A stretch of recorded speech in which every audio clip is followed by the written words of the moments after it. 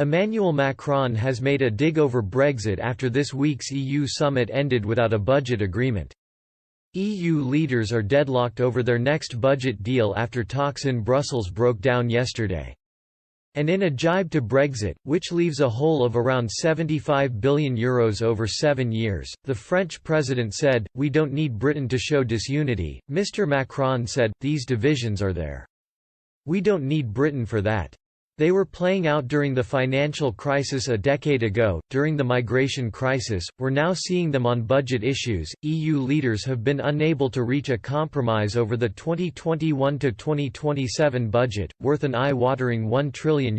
Speaking on Friday, EU Council President Charles Michel said, "Unfortunately today, we have observed it was not possible to reach an agreement. As my grandmother said, to succeed you have to try.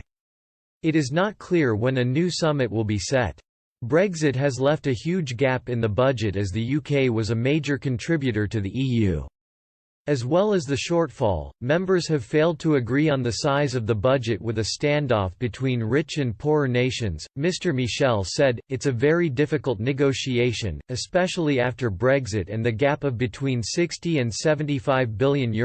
Austria, Denmark, the Netherlands, Sweden, and a number of other members believe the budget should amount to 1% of the bloc's gross net. However, many of the poorer states and the European Parliament are demanding a bigger budget of 1.3%. Danish Prime Minister Mette Frederiksen said, "I can understand that when you're a prime minister in a country that has poor regions, infrastructures, I can understand that, but when it comes to the percentage, I stand firm."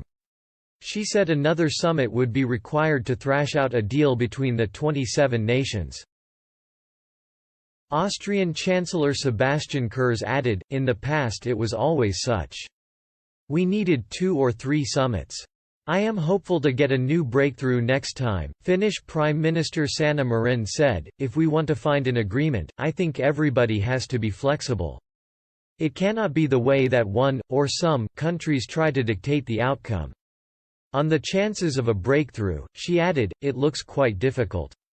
Meanwhile, German Chancellor Angela Merkel said, "We have to acknowledge that the differences are too big still to find agreement.